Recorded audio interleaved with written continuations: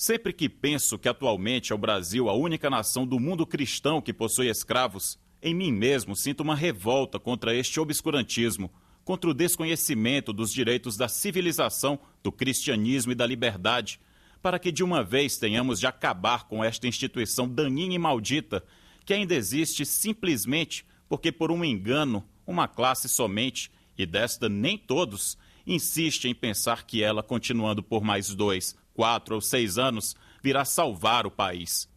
Tenho profunda e robusta convicção de que o maior perigo da atualidade é o escravo com todos os seus direitos iludidos. O cativeiro está morto e não pode ressuscitar. É preciso enterrá-lo. Não teremos partidos, não teremos governo, não teremos coisa alguma, enquanto a escravidão entrar como elemento perturbador da ordem moral e social. A crise repercutiu fortemente no parlamento no final da sessão legislativa de 1887, quando se conheceram os dados da primeira matrícula dos escravos. A expressiva diminuição da população escrava em pouco tempo era apresentada como indicador da falência do sistema. Era urgente evitar que a crise adquirisse maiores proporções. O presidente do Conselho de Ministros, Barão de Cotegipe, foi sitiado pelos senadores em plenário. Os liberais apresentaram o Projeto dos 14, que marcava para o fim de 1889 a abolição, mas não conseguiram aprová-lo. Todos são projetos apresentados por senadores sobre a abolição. O projeto dos 14 é esse aqui. Esse é o chamado Projeto dos 14, porque são 14 senadores que o assinam em 3 de junho de 1887, ou seja, uns 8, 9 meses antes da abolição mesmo. Aqui, essas proposições elas já delimitam o fim da escravidão, sem indenização, com data muito próxima. Essa aqui, que foi apresentada, como eu disse, em 3 de junho de 87, dizia que aos 31 dias de dezembro de 1889, cessará de toda a escravidão no Império. É o primeiro artigo. Depois os outros artigos são apenas complementares a este.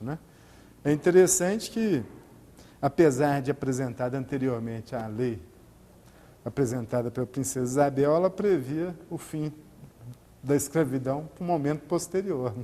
Ou seja, é por isso mesmo que a chamada Lei Áurea foi adotada, vamos dizer assim, num ritmo muito acelerado, porque a situação realmente já estava perdida para os escravocratas.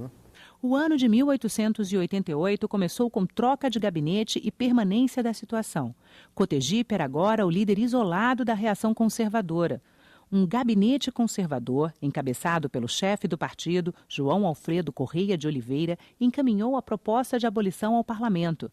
No dia 3 de maio de 1888, na fala do trono, na abertura dos trabalhos legislativos, a princesa Isabel declarou: a extinção do elemento servil, pelo influxo do sentimento nacional e das liberdades particulares, em honra do Brasil, adiantou-se pacificamente de tal modo que é hoje a aspiração aclamada por todas as classes, com admiráveis exemplos de abnegação da parte dos proprietários. Quando o próprio interesse privado vem espontaneamente colaborar para que o Brasil se desfaça da infeliz herança que as necessidades da lavoura haviam mantido, confio que não hesitareis em apagar do direito pátrio a única exceção que nele figura em antagonismo com o espírito cristão e liberal das nossas instituições. A proposta do Executivo extinguindo a escravidão foi encaminhada à Câmara dos Deputados no dia 8 de maio. Mais de 5.000 pessoas acompanharam a discussão da matéria. No dia 10 de maio, chegou ao Senado, levando à tribuna vários senadores. A propriedade sobre o escravo, como sobre os objetos inanimados, é uma criação do direito civil. A Constituição do Império, as leis civis, as leis eleitorais, as leis de fazenda, os impostos, etc., tudo reconhece como propriedade e matéria tributável o escravo, assim como a terra. Dessas relações sociais, da encarnação, por assim dizer, da escravidão no seio da família e no seio da sociedade, resultaram relações múltiplas e obrigações diversas. E de um traço de pena se legisla que não existe mais tal propriedade, que tudo que podia ter relação com ela desaparece, que nem contratos, nada, absolutamente pode ter mais vigor? A proposta que se vai votar é inconstitucional, antieconômica e desumana. É desumana porque deixa expostos à miséria e à morte os inválidos, os enfermos, os velhos, os órfãos e crianças abandonadas da raça que quer proteger. É antieconômica porque desorganiza o trabalho, dando aos operários uma condição nova, que exige novo regime agrícola. É inconstitucional porque ataca de frente, destrói e aniquila para sempre uma propriedade legal. Senhores, a abolição da escravidão não marcará para o Brasil uma época de miséria, de sofrimentos, uma época de penúria.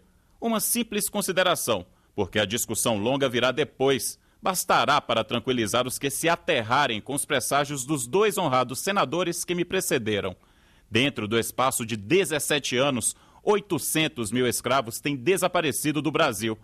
Pois bem, senhores, é justamente neste período que se nota maior riqueza no país, grande aumento de trabalho e com ele maior produção e, como consequência, considerável aumento na renda pública. Tem-se apelado para os transtornos que desta proposta hão de provir. Sei bem que não se extirpa do organismo social um cancro secular sem que perturbações se operem. Nunca mais há de abrir-se, porém, a cicatriz desta ferida, e sobre ela se levantará, o patriotismo e o bom senso dos brasileiros o indicam, o grande edifício da crescente prosperidade de nossa pátria. No dia 13 de maio, o projeto foi aprovado em tempo recorde na Câmara, com apenas 9 votos contrários, e no Senado, com somente 6 votos contrários. Foi encaminhada a Princesa Isabel para a sanção. Após a assinatura da lei, Joaquim Nabuco, um dos grandes representantes do abolicionismo, proclamou para a multidão reunida em frente à sacada do Palácio Imperial: "Não há mais escravos no Brasil." Foi o episódio mais marcante do parlamento brasileiro do Império. São 4 linhas. É declarada extinta a partir desta data a escravidão no Brasil. Mas nessas palavras estão rios de sofrimento, estão correntes de sangue, estão lagos de torturas, o que foi o sofrimento do povo negro no nosso país. Mas também, sem dúvida, senhor presidente e senhores senadores e senadoras, está presente a luta de quantos brasileiros se uniram a que ela se tornasse realidade. A rapidez com que acontece a tramitação do projeto na Câmara e no Senado dá conta desse clima de completo delírio que todos os cronistas da época reportam quando se refere à aprovação da lei no parlamento. Quer dizer, a cidade realmente estava num clima de completa ebulição, né? Quase fora de si, né? Como dizia o Machado de Assis, né? O grande sol. Né? Houve sol, e grande sol, naquele domingo de 1888, em que o Senado votou a lei, que a regente sancionou, e todos saímos à rua. Sim, também eu saí à rua. Eu, o mais encolhido dos caramujos. Também eu entrei no préstito, em carruagem aberta, se me fazem o favor, hóspede de um gordo amigo ausente. Todos respiravam felicidade, tudo era delírio. Aprovada a Lei Áurea, mais de 700 mil escravos, em sua maioria de Minas Gerais, Rio de Janeiro e São Paulo, foram libertados. Livres, mas sem meios para reconstruir a vida, os ex-escravos passaram a constituir um grupo da população privado de direitos fundamentais e sujeito a condições adversas, situação reproduzida ao longo do século seguinte e que ainda hoje persiste. Seu Zé, vim lhe avisar que tem onde o senhor dormir agora. Onde é, comadre? Lá perto de onde eu moro, num lugar que estão chamando de favela.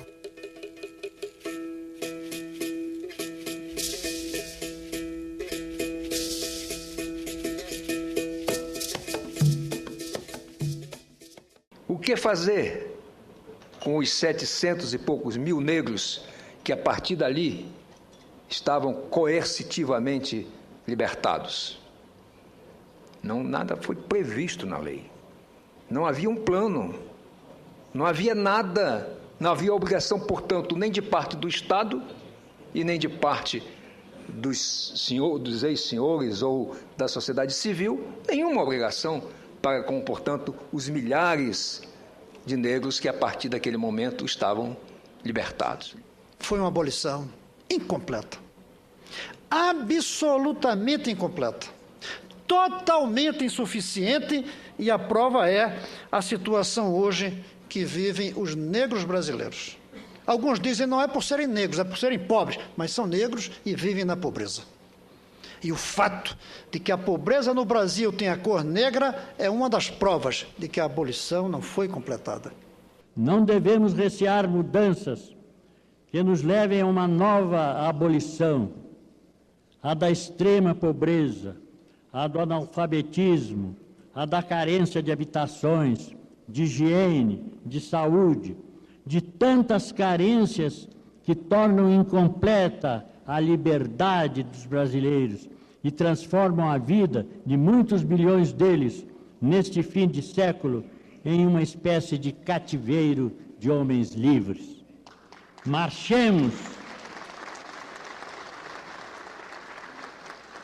Marchemos para a abolição da escravidão social no Brasil.